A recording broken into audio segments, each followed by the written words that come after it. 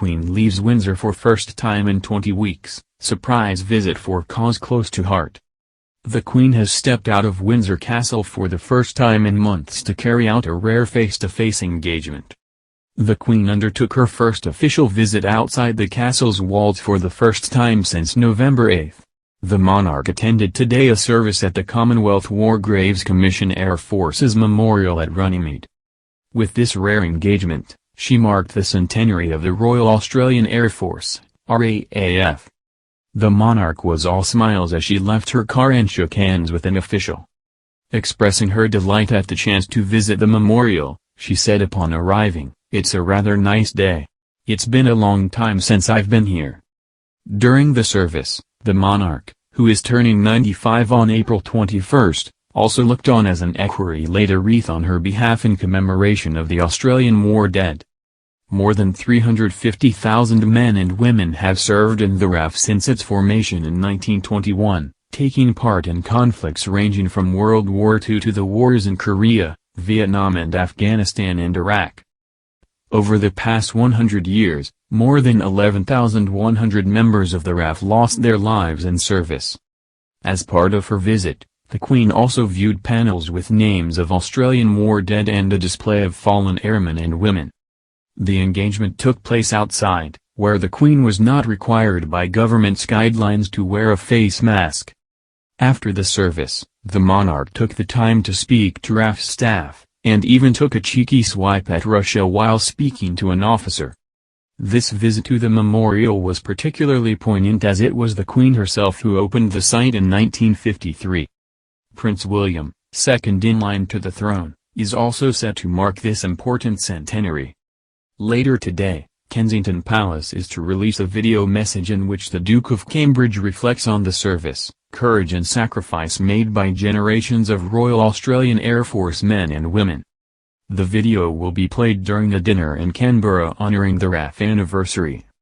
The event is set to be attended by several guests, including Australian Prime Minister Scott Morrison and Governor-General David Hurley, who is the Queen's representative in the country. Before today, the monarch carried out only 3 official visits since the beginning of the coronavirus pandemic. In October, she visited Porton Down with Prince William to officially open the new Energetics Analysis Centre. The royals also thanked staff at the Defence Science and Technology Laboratory for their pivotal work during the COVID-19 crisis and the investigation over the poisoning of Sergei and Yulia Skripal in 2018. At the end of that same month, the Queen left Berkshire to pay tribute to the unknown warrior at Westminster Abbey in the run-up to the 100th anniversary of his burial. That poignant occasion also marked the first time the Queen wore a face mask in public. Finally, on November 8, the monarch joined other senior royals at the Cenotaph in London to attend the National Service of Remembrance, during which Prince Charles laid a wreath on behalf of the Queen. The Queen was last seen with other members of her family on December 8, at the end of the Duke and Duchess of Cambridge's royal train tour. On the day, the monarch stepped out in the castle's quadrangle and listened to carols alongside other senior royals. While the monarch has been in public only a handful of times since March 19, 2020, when she left Buckingham Palace to go to Windsor Castle, she has embraced technology to carry out remote engagements and virtual meetings with officials. Since the beginning of the pandemic, the monarch has also carried out over the phone her weekly meeting with Prime Minister Boris Johnson. Bridge reflects on the service, courage and sacrifice made by generations of Royal Australian Air Force men and women. The video will be played during the dinner in Canberra honouring the RAF anniversary. The event is set to be attended by several guests, including Australian Prime Minister Scott Morrison and Governor-General David Hurley.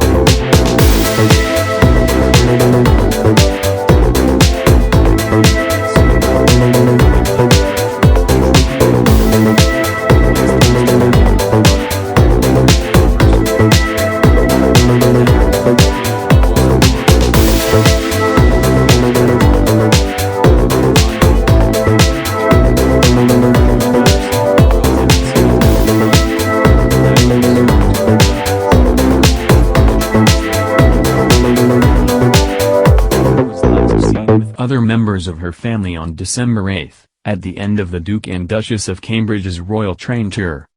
On the day, the monarch stepped out in the castle's quadrangle and listened to carols alongside other senior royals. While the monarch has been in public only a handful of times since March 19, 2020, when she left Buckingham Palace to go to Windsor Castle, she has embraced technology to carry out remote engagements and virtual meetings with officials. Since the beginning of the pandemic, the monarch has also carried out over the phone her weekly meeting with Prime Minister Boris Johnson.